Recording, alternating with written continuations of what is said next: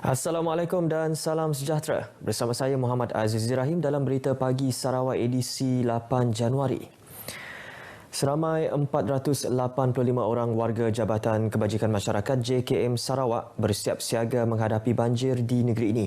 Menteri Pembangunan Kesejahteraan Wanita, Kanak-kanak dan Masyarakat Datuk Seri Fatimah Abdullah berkata 42 kenderaan milik jabatan itu juga bersedia digerakkan sekiranya perlu dalam operasi banjir.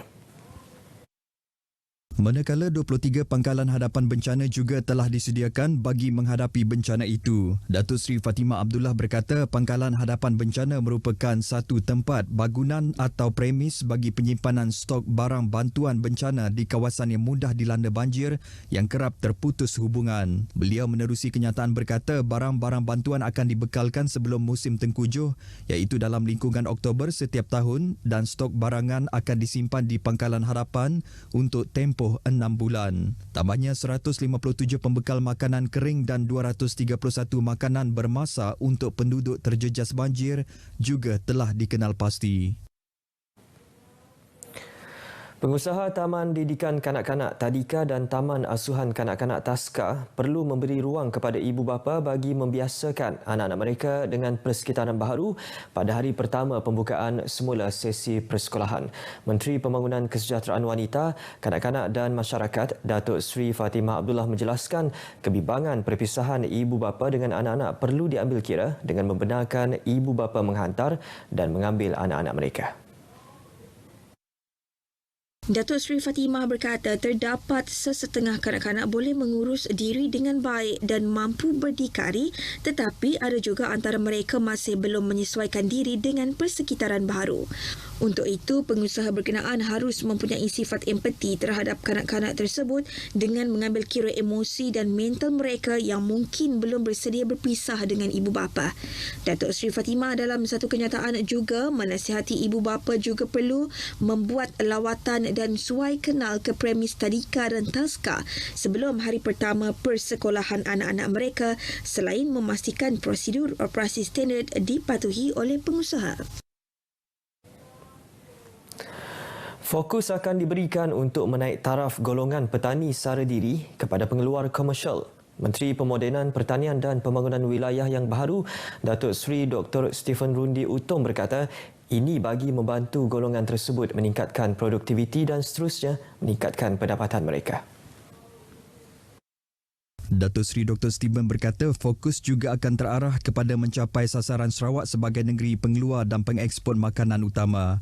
Datuk Seri Dr. Stephen menambah bagi memacu sektor pertanian negeri yang merupakan salah satu strategi pembangunan pasca COVID-19 Sarawak, semua pihak dalam kementerian berkenaan perlu bekerjasama demi penyampaian perkhidmatan yang terbaik kepada rakyat. Beliau menyatakan demikian pada majlis serah terima tugas jawatan Menteri Pemodenan Pertanian dan Pembangunan Wilayah di Kuching. Jawatan tersebut sebelum ini disandang oleh Timbalan Ketua Menteri Datuk Amar Douglas Ugambas. Sementara itu, Datuk Ahmad Douglas berkata kementerian tersebut merupakan sebuah kementerian yang sangat penting dalam meneraju pembangunan negeri untuk menjadi masyarakat berpendapatan tinggi dan pengeluar serta pengeksport utama makanan menjelang tahun 2030. Beliau turut menzahirkan ucapan terima kasih kepada semua pihak dan agensi yang telah bersama dan menyokong sepanjang 5 tahun beliau mengetuai kementerian berkenaan. Datuk Amar Douglas kini merupakan Menteri Pembangunan Infrastruktur dan Pelabuhan. Pembinaan parit sepanjang 153 meter di kawasan Kampung Mambung yang terletak di Kuching akan dimulakan minggu hadapan. Menteri Muda Pengangkutan Datuk Dr. Jerib Susil berkata pelaksanaan projek bernilai RM100,000 ini bagi mengatasi banjir yang sering melanda di kampung berkenaan.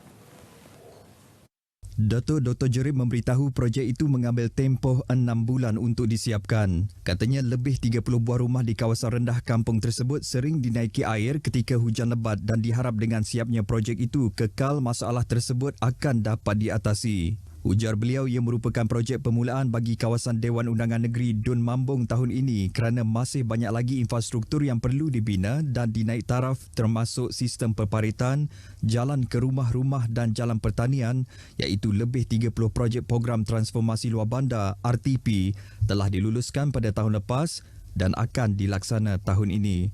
Beliau memberitahu demikian kepada pemberita di Kuching selepas majlis serah tapak projek RTP kepada kontraktor yang dilantik. Dalam masa yang sama, beliau turut mengumumkan RTP pembinaan dan naik taraf parit Kampung Bra Ang Peyang di Kuching sepanjang 30 meter.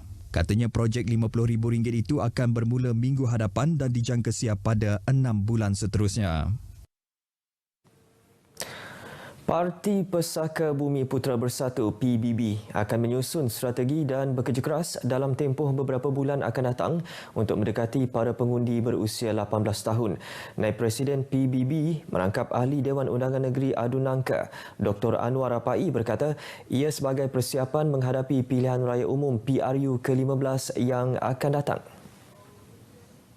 Dr. Anwar Rapai berucap pada Majlis Makan Malam Penghargaan Media di Sibu berkata ia merupakan strategi mendekati pengundi lingkungan usia itu secara keseluruhannya adalah berbeza berbanding strategi mendekati pengundi lebih berumur. Menurut beliau, ia perlu dilakukan dengan lebih kerap dan konsisten untuk memastikan keberhasilan yang tinggi.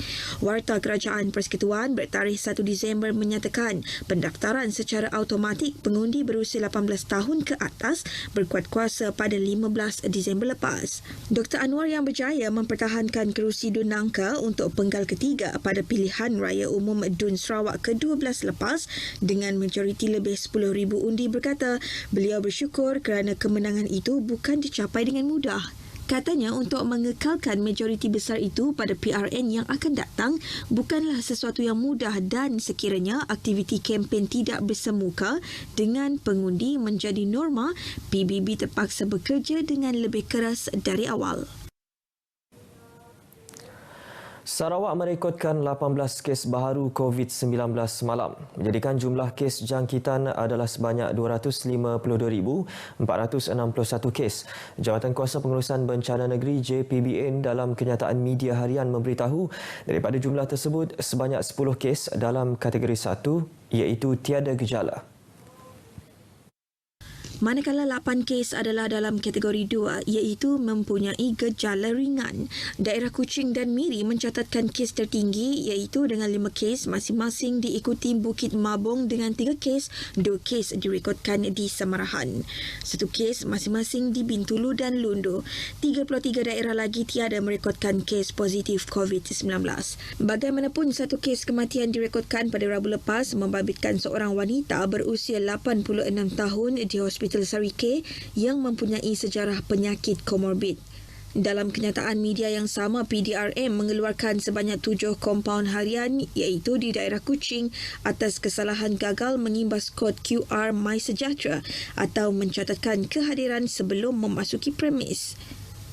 Jabatan Bomba dan Penyelamat turut melaporkan 2 operasi nyah cemar harian dilakukan iaitu masing-masing di Kuching dan Samarahan. Sementara itu, Kementerian Kerajaan Tempatan dan Perumahan melaporkan sebanyak 57 operasi nyah cemar telah dilaksanakan di 6 majlis daerah seluruh negeri. Mayat lelaki tempatan yang dilaporkan hilang apabila terjatuh dari bot berikutan telanggar batang terapung di Sungai Suai berdekatan rumah ngumbang Suai Niah Miri pada 4 Januari lepas ditemukan pada pukul 2.28 petang semalam oleh orang awam yang turut serta dalam operasi mencari dan menyelamat SAR. Menurut Ketua Jabatan Bomba dan Penyelamat Malaysia Zon Miri, Lau Poh Kiong, mangsa dalam keadaan meniarap dan sempurna ditemukan di kawasan Pabung berdekatan Kuala Suai iaitu 17 km dari lokasi mangsa dilaporkan hilang. Mangsa dikenali sebagai Abdul Wadud Dayan Sastri, 29 tahun dari Permai Jaya, Desa Indah, Lorong 3, Datuk Permaisuri Miri. Laporan awal menyatakan mangsa bersama adik mangsa dalam satu bot untuk memancing di sungai berkenaan. Bagaimanapun, kehilangan mangsa disedari ketika adik mangsa menoleh ke belakang dan mendapati mangsa telah terjatuh dari bot selepas pelanggaran tersebut. Adik mangsa cuba menyelamat namun gagal kerana mangsa telah tenggelam. Operasi SAR ditamatkan pada pukul 4.30 petang. Saudara, sekian berita pagi Sarawak edisi 8 Januari. Keluarga Malaysia terus patuhi SOP, jangan leka kerana COVID-19 ada dalam komuniti. Awasi keselamatan sepanjang musim tengkujuh. Yang sahih di berita RTM. Saya Muhammad Azizi Rahim. Assalamualaikum, salam hormat dan jumpa lagi.